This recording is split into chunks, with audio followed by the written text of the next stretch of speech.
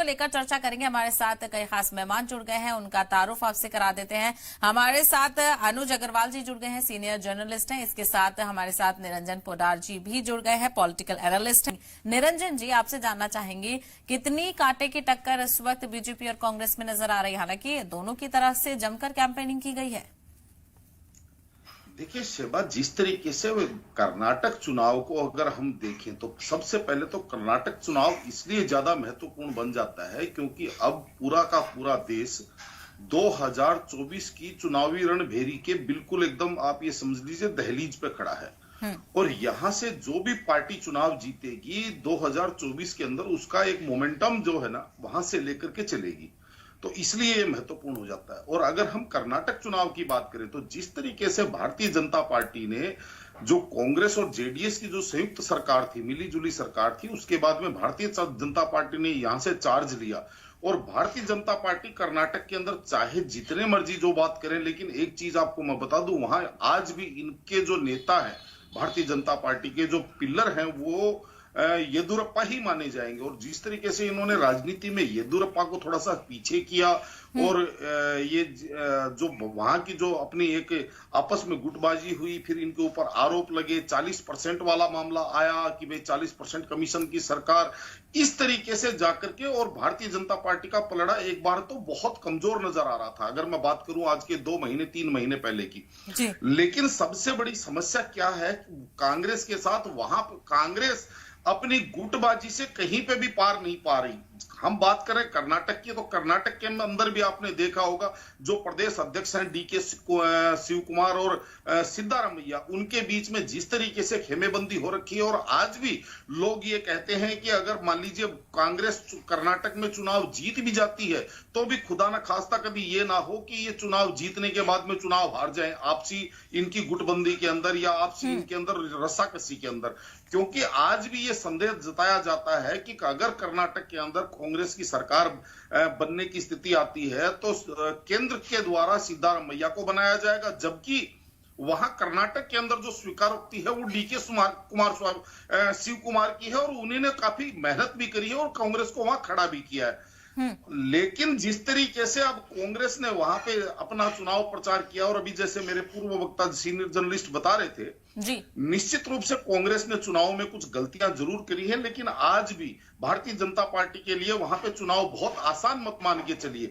हाँ, भारतीय जनता पार्टी ने match tie करने की स्थिति जरूर करने का प्रयास किया है। उसके अंदर जब से नरेंद्र मोदी जी और अमित शाह जी ने कमाल संभाली है वहां पर चुनाव प्रचार की पिछले 10 दिन के अंदर हम देख रहे हैं और जिस तरीके से इन्होंने चुनाव में आक्रामकता दिखाई है। और कांग्रेस ने जैसे मान लीजिए गलती करी, पहले तो गले का सांप, शिव जी के गले का सांप और इस तरीके के कुछ बयानबाजी करके चुनाव के अंदर एक गर्मी पैदा हुई। और उसके बाद में जो इनका केंद्रीय नेतृत्व भारतीय जनता पार्टी का जिस स्टाइल में चुनाव प्रचार करता है उससे भी बहुत ज्यादा आक्रामक रूप से इन्होंने चुनाव प्रचार की कमान अपने हाथ में संभाली।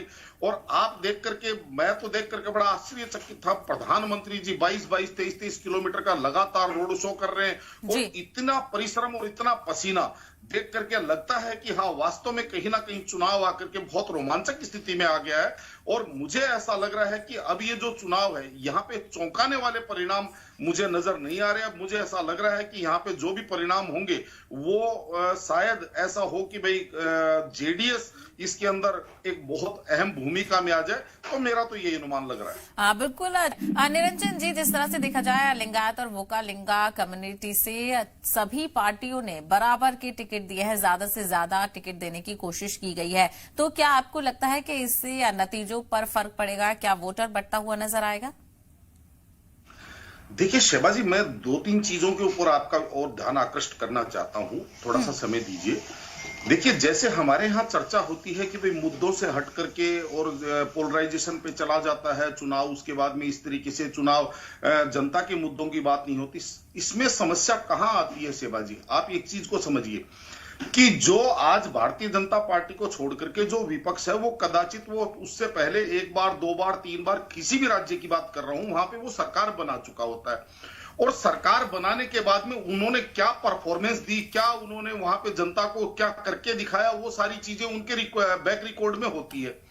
अब समस्या कब आती है? समस्या तब आती है जब एक सकारात्मक अगर विपक्ष की भूमिका अगर आदमी करे तो लोगों के समझ में आए। लेकिन यहाँ पे होता क्या है, जैसे अभी भी कांग्रेस की जो प्रवक्ता बैठी हुई है, उन्होंने आकर के केवल और केवल बीजेपी के ऊपर इतना छीटा कसी और इतना आरोप प्रत्यारोप जड़ दिया, जबकि आज का जो नया युवा वर्ग है सेवाजी, वो सारा का सारा पढ़ा लिखा और आप ये मान के चलिए इंटरनेट और गैजेट से बिल्कुल अपडेट है। तो आज उसको इन चीजों से इंटरेस्ट नहीं है कि आप किसी के ऊपर क्या आरोप लगा रहे हो। उसको ये चीज चाहिए कि आपकी पार्टी आगे उनके लिए ये क्या करेगी, कोई रोड मैप उनके लिए क्या देंगे आप उन सारी व्यवस्थाओं की उनको सुचारू कैसे करेंगे। गरीबी तो है, बेरोजगारी भी है, महंगाई भी है, सारी चीजें हैं, लेकिन इन समस्याओं का समाधान आपके पास कुछ है क्या? आज कोई भी विपक्षी पार्टी इन चीजों का समाधान बता करके चुनाव नहीं लड़ रही। तो इस तरीके से, क्योंकि गरीबी का चुनाव तो सन 1972 के अंदर इंदिरा गांधी जी ने जो है वो गरीबी हटाओ के नाम पे चुनाव लड़ा था, लेकिन आज भी 2023 के अंदर भी गरीबी हटाओ के ऊपर ही चुनाव लड़ा जा रहा है। तो कहने का तात्पर्य ये है, अब इन चीजों से, ये घिसी पिटी चीजों से जनता आज ही जा चुकी है। अब जनता को चाहिए नया रोड मैप, वो किसी भी पार्टी के पास नहीं होता। तो अंतोतगतवाद जाकर के आगे जाकर के फिर वही अली, बजरंग बली या बजरंग दल या इस तरीके के कुछ मुद्दे आ जाते हैं और वो भारतीय जनता पार्टी की पिच, जैसे ही भारतीय जनता पार्टी को अपनी पिच मिलती है, उसके बाद में इनको संभालने वाला, सामने वाला, उनके हाथ पैर फूल जाते हैं। चाहे इसके अंदर अगर मैं बात करूं पूरे राष्ट्र के अंदर, आज आम आदमी पार्टी का विस्तार इसी वजह से हो रहा है, क्योंकि वो सरकार के ऊपर हमला करते हुए अपना रोड मैप भी देते हैं। चाहे शिक्षा की बात करते हैं, चाहे स्वास्थ्य की बात करते हैं, वो कितना दे पा रहे हैं, नहीं दे पा रहे हैं अलग बात है, लेकिन जनता को एक नए नए सपने दिखा रहे हैं। तो यहाँ पे ये जो चीजें है ना, ये अब महत्वपूर्ण है। तो मेरे हिसाब से जो भी पार्टियां चुनाव लड़े, भारतीय जनता पार्टी को डिफीट करना चाहे, तो उनको अपना एक रोड मैप, एक जनता को अपना एक वो चीज दिखानी चाहिए कि भाई जो समस्याएं भारतीय जनता पार्टी ने उत्पन्न करी है, हमारे पास उनका क्या समाधान है, हमारे पास उनका ये समाधान। और वो प्रॉपर लोगों को समझ में आना चाहिए कि गरीबी हटाएंगे तो फंड कहां से लाएंगे, रोजगार देंगे तो वो सरकार पैसा कहां से लाएगी, इतने रोजगार कहां से जनरेट करेगी, कानून व्यवस्था ठीक करेंगे तो वो ठीक कैसे करेंगे, उसके अंदर क्या क्या सुधार करेंगे। लेकिन यहाँ पे नहीं होता है ये केवल ऐसा होता है जनता त्रस्त है, भारतीय जनता पार्टी ने गरीबी मचा दी, ये कर दी, तो यहाँ आकर के आपका चुनाव फिसलता है। और दूसरी तरफ देखिए, सीधी आपको एक चीज बताऊं, आप माने या ना माने, लेकिन आज विपक्ष के पास, विशेषकर कांग्रेस के पास नरेंद्र मोदी जी जैसा करिश्मा नहीं है। चाहे आप राहुल जी कुछ भी करते रहे, लेकिन वो करिश्माई नेतृत्व नहीं है उनके पास। और जो आज भारतीय जनता पार्टी केंद्रीय नेतृत्व का जो एक थिंक टैंक है, और जिस तरीके से वो चीजों को प्लान करता है और अपने पक्ष में मोड़ने की ताकत रखता है, आपके पास कहीं ना कहीं वहां पे भी आकर के कुछ थोड़ी समस्या आती है। इसलिए मैं बार बार कहता हूं कि कहीं ना कहीं वार रूम भी कमजोर है और वारवियर भी कमजोर है। केवल आरोप प्रत्यारोप से सेवाजी आज जनता का पेट नहीं भरता। बिल्कुल ठीक है। निरंजन जी, आपने कई मुद्दों की बात की थी, पानी के मुद्दे की भी आपने बात की थी, बड़े पैमाने पर ये कर्नाटक में देखने को मिल रहा है। तो वहीं कई रिपोर्ट में ये भी आशाया किया गया है, ये बताया गया है कि कई ऐसे गांव हैं जहां के लोगों ने ये फैसला किया है कि वो वोट ही नहीं डालेंगे। क्या आपको लगता है कि अभी आवाम के पास कोई ऑप्शन नहीं बचा है, कोई विकल्प नहीं बचा है? देखिए सेवाजी, मैं जो आपको कह रहा था, ये बात इस बात से प्रमाणित तो हो जाती है कि भाई जब सामने वाला पक्ष से भी त्रस्त है और विपक्ष से भी त्रस्त है, तब जाकर के वो कहीं ना कहीं बॉयकॉट करता है, अन्यथा वो सरकार बदलने की या सरकार के विपरीत वोट देने की कोशिश करता है। तो मैं जो बार बार कहता हूं वो यही है, और वो कि भाई अपोजिशन को अगर भारतीय जनता पार्टी से पार पाना है, तो सबसे पहले इनको अपने हथियारों के ऊपर धार देनी पड़ेगी। सबसे पहले इनको इस चीज को देखना पड़ेगा कि भाई आज भारतीय जनता पार्टी का सिक्का क्यों चल रहा है पूरे हिंदुस्तान के अंदर, क्योंकि भारतीय जनता पार्टी कहीं ना कहीं कार्य करने के मामले में और पसीना बहाने के मामले में, एक उदाहरण देता हूं सेवाजी, आप देख करके आपको भी आश्चर्य होगा कि प्रधानमंत्री नरेंद्र मोदी जी ने जिस तरीके से कर्नाटक के अंदर पसीना बहाया, सबके सामने है कि ना उन्होंने दिन देखा ना रात में देखा। इस आयु वर्ग में भी वो जितना परिश्रम उन्होंने किया, और उसके बाद में आश्चर्यचकित बात यह है कि जैसे ही कर्नाटक का चुनाव वहां पे समझ लीजिए संपन्न हुआ। आज वोटिंग का दिन आया, प्रधानमंत्री जी आज राजस्थान के दौरे पे निकल रहे हैं। तो कहने का तात्पर्य ये है कि ना कोई विश्राम, ना कोई रेस्ट, ना कोई छुट्टी। तो ये कल्चर अगर आपको जीतना है तो आपको भी तो अपना कल्चर ऐसा बनाना पड़ेगा ना। अब समस्या कहां आती है? समस्या यहां आती है कि केवल हम इसलिए चुनाव जीत जाए, केवल हम सामने वाले से इसलिए जीत जाए कि सामने वाला हार जाए। तो ये उम्मीदें मेरे हिसाब से वर्तमान नेतृत्व को समझने से, वर्तमान नेतृत्व के मामले में ये उम्मीद इनको नहीं करनी चाहिए, क्योंकि ये थकने वाले और रुकने वाले व्यक्ति नहीं है। यहां पे आप केवल इन चीजों को, जहां पानी नहीं पहुंचा, जहां बिजली नहीं पहुंची, जहां सड़कें नहीं बनी, जहां कानून व्यवस्था की समस्याएं है, जहां महंगाई की बात है, जहां बेरोजगारी की बात है, जहां लोगों को एक भविष्य की बात है, इन सारी चीजों का, या जैसे आपने हिमाचल के अंदर वो पुरानी पेंशन स्कीम की बात करी थी, आपको चुनाव में लाभ हुआ वहां पे। तो इस तरीके से ये जो चीजें हैं, इनका आपको अपना एक रोड मैप तैयार करना चाहिए। आपको लोगों को आश्वस्त करना चाहिए कि भाई हम इन समस्याओं का समाधान करेंगे, और जो समस्या का समाधान करने के लिए जो भी टूल है, जो व्यवस्था है, इंफ्रास्ट्रक्चर है, उसकी हम इस तरीके से व्यवस्था करेंगे। और वो जो चीज बताएं वो चीज लोगों की समझ में आनी चाहिए। ऐसा ना हो, क्योंकि आज इस जनता इस चीज को भी देखने लगी है शिवाजी कि भाई आप पैसा कहां से लाओगे। अगर मेरा प्रदेश कर्जदार हो जाएगा तो फिर वो तो मेरे भविष्य के लिए बहुत बड़ा समझ लीजिए एक संकट का काल हो जाएगा। तो आज ये भी नहीं हो सकता कि भाई आप कहीं से कर्जा लेकर के, अब जिस तरीके से हम बात करें राजस्थान के अंदर अशोक गहलोत जी दोनों हाथों से बांटने पे लगे हुए हैं।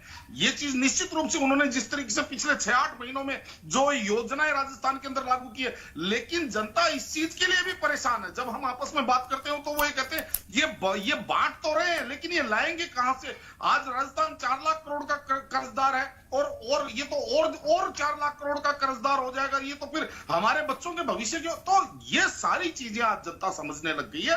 और इन चीजों का आपको पूरा एक बजटिंग सिस्टम से आपको लोगों को रोड मैप रखना पड़ेगा, तब लोग ये सोचेंगे कि भाई हाँ ठीक है आप कर सकते हैं। पहली बात। दूसरी बात, आप जो बोलेंगे उसके अंदर आपकी ईमानदारी भी झलकनी चाहिए। सबसे बड़ी समस्या क्या होती है शिवाजी, एक ही पार्टी की 3 प्रदेशों में सरकार होती है। यूपी के अंदर चुनाव लड़ने जाते हैं, कहते हैं हम यहाँ महिलाओं को 50%, 40% आरक्षण देंगे, हम लड़की हैं लड़ सकते हैं। लेकिन वही चुनाव सेम समानांतर समय पे जब हिमाचल में चुनाव हो रहा है तो वहां आरक्षण की बात नहीं करते महिलाओं के लिए। तो यहाँ पे ईमान, या छत्तीसगढ़ में, राजस्थान में हमारी सरकार है, वहां पे उस चीज की बात नहीं करते।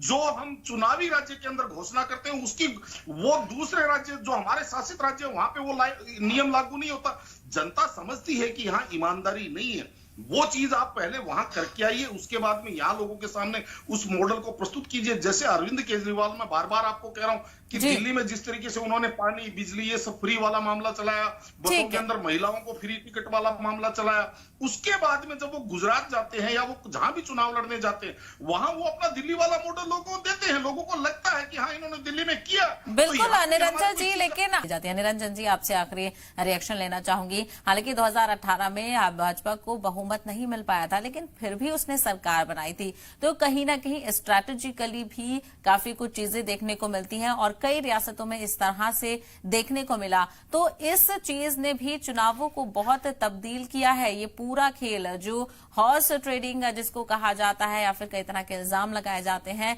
वो भी कहीं ना कहीं अब एक अलग तरह की तस्वीर को रिप्रेजेंट करता है।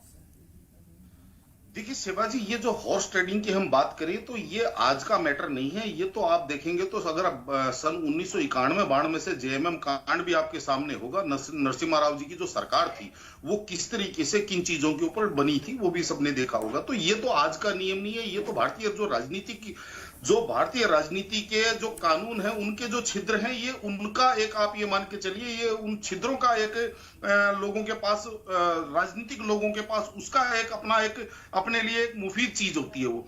लेकिन अगर हम बात करें कर्नाटक चुनाव की, तो देखिए मेरे हिसाब से ये चुनाव जितना कांग्रेस के लिए सबक है, मेरे हिसाब से भारतीय जनता पार्टी के लिए भी लगभग उतना ही सबक है। क्योंकि भारतीय जनता पार्टी को भी ये सोचना चाहिए कि आपको लगभग 4 साल, 4.5 साल आपको सरकार चलाने का कर्नाटक के अंदर मौका मिला है। 4 साल सरकार चलाने के बाद में अगर आपको इतना पसीना बहाना पड़ता है, या आपको आपके केंद्रीय नेतृत्व के ऊपर आपको निर्भर होना पड़ता है, क्योंकि जिस तरीके से केंद्रीय नेतृत्व गया है वहां पे, मैं बात कर रहा हूं नरेंद्र मोदी जी की, अमित शाह जी की, और और जो केंद्रीय नेतृत्व के मैनेजमेंट की उसके अंदर ये जिस तरीके इन्होंने जाकर के चुनाव के अंदर कहीं ना कहीं भारतीय जनता पार्टी को वापस मैदान में लेकर के और खड़ा नजर आया है। बिल्कुल, तो आपकी बात को बखूबी समझा जा रहा है और मैं आपको यहाँ रुकना चाहूंगी क्योंकि वक्त खत्म हो चुका है। और ये भी आप लोगों का बहुत शुक्रिया इस चर्चा में शामिल होने के लिए, अपना कीमती वक्त देने के लिए। तो फिलहाल इस बुलेटिन में इतना ही, दीजिए इजाजत, देखते रहिए जी सलाम।